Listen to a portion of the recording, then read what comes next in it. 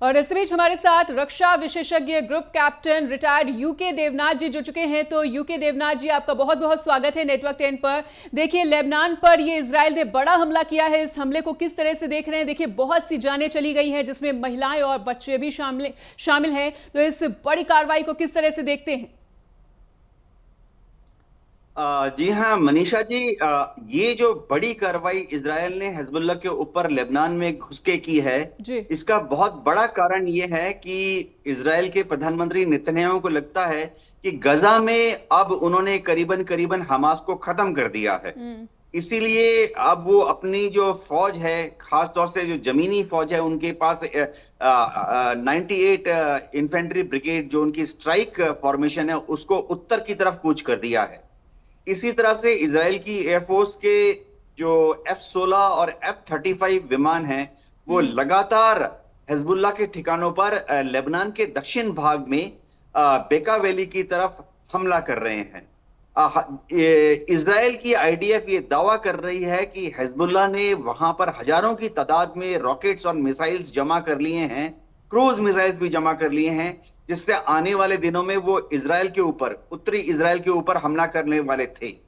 CIA का आकलन था इस युद्ध के शुरुआती दिनों में कि हिजबुल्लाह के पास 40,000 रॉकेट्स हैं, जबकि मोसाद का और शिनबेत का आकलन था कि हिजबुल्लाह के पास 1,20,000 रॉकेट हैं। अभी परसों ही आईडीएफ के कमांडर ने दावा किया कि पिछले एक साल की लड़ाई में हिजबुल्लाह ने करीबन 8,000 रॉकेट्स पिछले 11 महीने की लड़ाई में इजराइल के ऊपर दागे हैं। यानी ये दिखाता कि अभी भी हिजबुल्लाह के ऊपर 5,000 रॉकेट हैं। इजराइल क्या करता है कि हिजबुल्लाह के ऊपर ऐसे हवाई हमले करके वो कोशिश करता है कि हिजबुल्लाह के कमांडर्स, उनके कमांड एंड कंट्रोल पोस्ट, उनके हथियार छुपाने के जो भंडारण हैं, और सबसे बड़ी बात, आम जो उनके शिया सपोर्टर्स हैं, उनमें खौफ फैल जाए। इस तरह के हमले अगर हम हिस्ट्री में देखें तो एक बहुत बड़ा हमला इजराइल की एयरफोर्स ने 1982 में भी किया था, दक्षिण लेबनान का जो बेका वैली है वहां पर, जब इजराइल की एयरफोर्स ने हवा से और इजराइल की जमीनी फोर्स ने जमीन से जाकर पूरे बेका वैली पर कब्जा कर लिया था।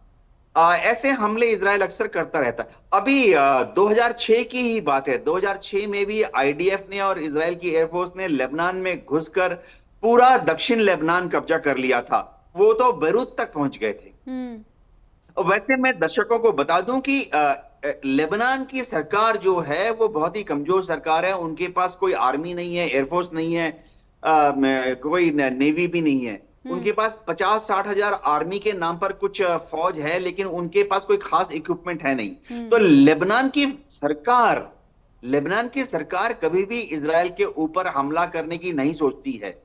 ये जो हमले हो रहे हैं, ये हिजबुल्लाह से हो रहे हैं, जो कि ईरान से समर्थित मिलिशिया ग्रुप है। और हिजबुल्लाह जो है लेबनान में जबरदस्ती लेबनान की धरती पे घुसी हुई है। लेबनान की जो सरकार है उनमें इतना दम नहीं है, ना पॉलिटिकल विल है, ना मिलिट्री पावर है कि वो हिजबुल्लाह को वहां से बेदखल कर सकें। जी मनीषा जी। बिल्कुल यूके जी, अब ये भी जानना चाहेंगे कि देखिए, इजराइल तो लगातार हमले कर रहा है, जिसका मुंह तोड़ जवाब देने के लिए हिजबुल्लाह भी पूरी तरह से अपने आप को तैयार समझता है। तो क्या लगता है कि हिजबुल्लाह का अगला कदम क्या हो सकता है इस बड़े हमले के बाद? जो हमने पास्ट ट्रेंड देखा है मिलिट्री एनालिस्ट ने, कि जब भी हिजबुल्लाह के ऊपर हमला होता है तो हिजबुल्लाह ऐसा दिखाने के लिए कि वो इजराइल से डरा नहीं है, डटा हुआ है, वो तुरंत 100-200 रॉकेट जवाबी कार्रवाई में इजराइल के ऊपर लॉन्च कर देते हैं। इजराइल बोला तो उत्तरी इजराइल, ये समझना पड़ेगा कि हिजबुल्लाह के जो रॉकेट हैं ये छोटे रॉकेट होते हैं, इनकी रेंज महज 20 किलोमीटर 40 किलोमीटर होती हैं, और ये सब अनगाइडेड होते हैं। मतलब इनमें ना जीपीएस गाइडेंस है, ना लेजर गाइडेड है, ना इनर्शियल नेविगेशन सिस्टम है। हिजबुल्लाह लॉन्च कर देती है, और जैसे दिवाली के बड़े बड़े पटाखा रॉकेट होते हैं, जाके उत्तरी इजराइल में खेतों में, खलियानों में, पार्किंग स्पॉट में जाके गिर के फट जाते हैं।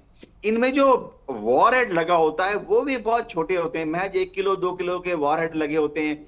उससे कोई खास क्षति नहीं होती है। कंक्रीट में गिरता है तो 6 इंच का गड्ढा होता है, और खेत में गिरते हैं तो 6 फुट का गड्ढा होता है। कारों के शीशे टूट जाते हैं। ये नोटिस करना पड़ेगा, क्योंकि मैं फौजी पॉइंट ऑफ व्यू से बोल रहा हूं कि हिजबुल्लाह ने कभी भी 1985 से लेके आज तक समझिए पिछले 30-35 साल में हिजबुल्लाह ने कभी भी जमीनी हमला घुस के इजराइल पर नहीं किया। हिजबुल्लाह दावा करता है कि उसके पास हजारों लड़ाके हैं, लेकिन कभी भी हिजबुल्लाह ने, जैसे हम फौजी भाषा में बोलते हैं कि एक बटालियन का हमला हो गया, जमीनी हमला 1000 जवान, या जैसे फौज में हम बोलते हैं एक ब्रिगेड का हमला, एक ब्रिगेडियर साहब के नीचे 3000 जवान होते हैं, 3-3 बटालियन होती है, तो हिजबुल्लाह एक ब्रिगेड स्ट्रेंथ यानी 3000 का जमीनी हमला कर दे। आज तक दशकों में हिजबुल्लाह ने कभी नहीं किया शुरुआती दिनों से। तो अभी हम सब ये कयास लगा रहे हैं कि हिजबुल्लाह ये रॉकेट तो फायर करता रहेगा 100-200, लेकिन क्या हिजबुल्लाह जमीनी हमला करेगा?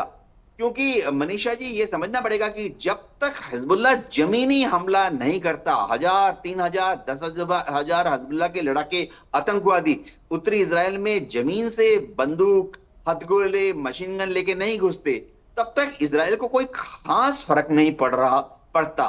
जी, लेकिन अगर जमीनी स्तर पर भी अगर हिजबुल्लाह की तरफ से हमला किया जाता है तो उसके लिए इजराइल को कितना ज्यादा तैयार समझ पा रहे हैं? जी हाँ, इजराइल को ये आशंका है कि शायद हिजबुल्लाह ईरान की शह में आकर जमीनी हमला कर दे।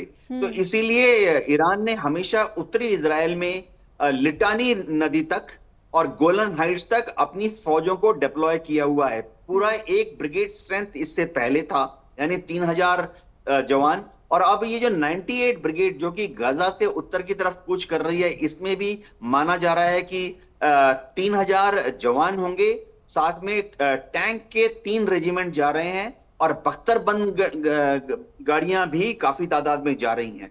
तो इजराइल अब आस्ते आस्ते गाजा से अपने टैंकों को हटाकर, बख्तरबंद गाड़ियों को हटाकर, तोपखाने को हटाकर उत्तर के बाउंड्री में ले जा रहा है, ताकि अगर हिजबुल्लाह ने उत्तरी इजराइल पर लिटानी रिवर जो है या गोलन हाइट्स पर हमला करके हिमाकत की, तो उनको वहां पर रोक दिया जाए।